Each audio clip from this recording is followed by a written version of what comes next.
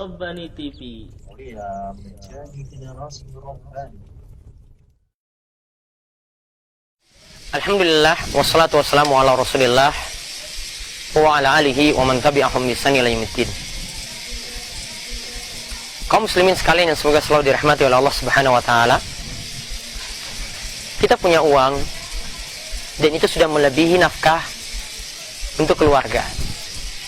Dan ada sisa 2 juta atau 3 juta rupiah untuk bulan ini, bulan Dzulhijjah.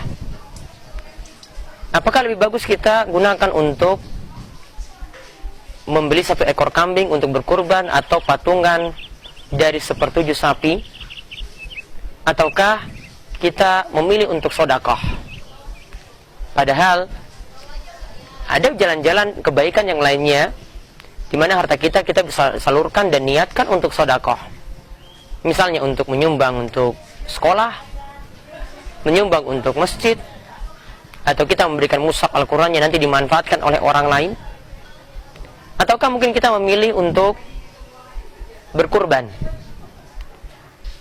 Maka para ulama, termasuk juga dalam mazhab Syafi'i, mereka katakan bahwasanya patut dipahami tetap kurban itu lebih utama daripada sedekah yang senilai dengan kurban.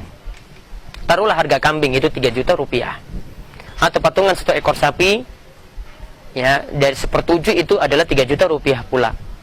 Dan ada sedekah yang sama juga yang nilainya 3 juta rupiah. Maka patut dipahami dari pendapat ini mengatakan bahwasanya kurban tetap lebih utama. Kurban itu tetap lebih utama.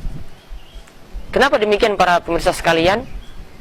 Karena kurban yang dilakukan pada awal Dzulhijjah itu bertepatan dengan amalan-amalan soleh yang dilakukan pada awal Dzulhijjah, dan tentu menunjukkan ini lebih utama. Sama halnya ketika kita setelah sholat, padahal kita ketahui bahwasanya bacaan Al-Quran lebih afdal daripada zikir. Namun setelah sholat, kita dianjurkan oleh Nabi SAW untuk berzikir, membaca astagfirullah, astagfirullah, Allahumma antas salam wa minkas salam, tabarakta ya dzal jalali wal ikram. Walaupun Al-Quran lebih utama, tetap zikir yang dituntunkan oleh Nabi SAW lebih utama setelah kita itu sholat. Maka ada waktu untuk melakukan amalan tertentu. Maka karena momennya pas dengan Idul Adha dan hari-hari tasyrik, maka memilih kurban itu lebih utama. Walaupun menurut jumhur ulama, yaitu mayoritas ulama itu mengatakan bahwasanya kurban itu hukumnya adalah sunnah, atau sunnah yang sangat ditekankan, artinya tidak berdosa ketika kita itu meninggalkannya. Namun ingat baik-baik perkataan dari Imam Syafi'i.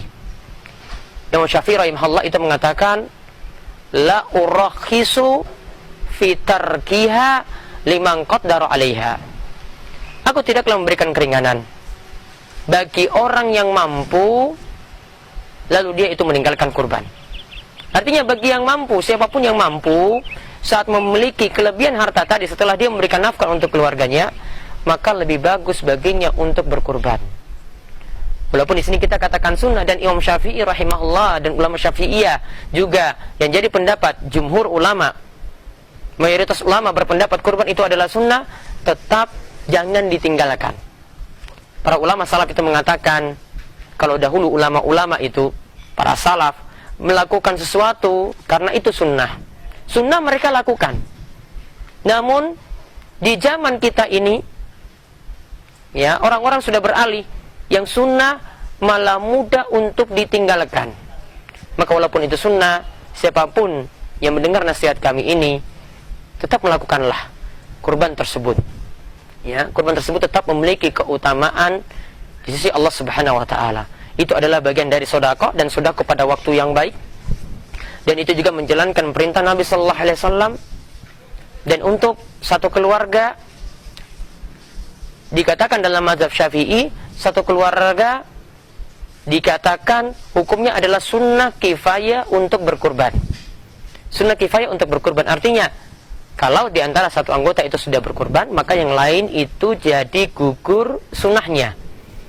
Namun kata ulama Syafi'i, kalau ditinggalkan, ya tetap dikatakan hukumannya makruh. Artinya baiknya tidak ditinggalkan. Artinya orang yang meninggalkan kurban ketika itu merugi. Maka ingatlah, karena kurban ini adalah bagian dari sedekah, ingat tentang keutamaan sedekah juga. Nabi SAW mengatakan, mana qasat sedekah min mal. Sedekah itu tidaklah mengurangi harta. Yang Nawawi katakan ada dua sisi di sini yang perlu diperhatikan kalau dikatakan tidak mengurangi harta. Yaitu dari sisi hartanya itu berkurang, Allah akan membuka pintu rizki yang lain. Kita berkurban saat ini mengeluarkan 3 juta rupiah atau 2 juta rupiah mungkin minimalnya, maka itu akan dibukakan lagi pintu rizki yang lain. Kemudian yang kedua, kekurangan tadi akan ditutup dengan keberkahan dan pahala dari sisi Allah Subhanahu wa taala. Walaupun kita keluarkan tadi dapat pahala yang melimpah dan balasan di akhirat, wal akhiratu khairul laka minal ula. Dan tentu saja kehidupan akhirat itu lebih utama daripada kehidupan di dunia. Maka marilah yang punya kelebihan rizki, marilah berkurban di tempatnya. Dan ini adalah lebih utama. Atau dia bisa dapat juga berkurban di tempat yang lainnya bagi orang-orang yang butuh. Saat kurban di tempatnya tersebut, di negerinya tersebut, stoknya berlebihan, bisa memberikan kepada tempat yang lainnya. Dan mudah-mudahan kami doakan setiap yang berkurban dan mendengar nasihat ini mendapatkan keberkahan pada harta, dan juga dimudahkan untuk melakukan amalan kebajikan yang lainnya, serta diberikan keistiqomahan terus berada di atas Islam. Wabillahi taufiq wal hidayah. Wassalamualaikum warahmatullahi wabarakatuh.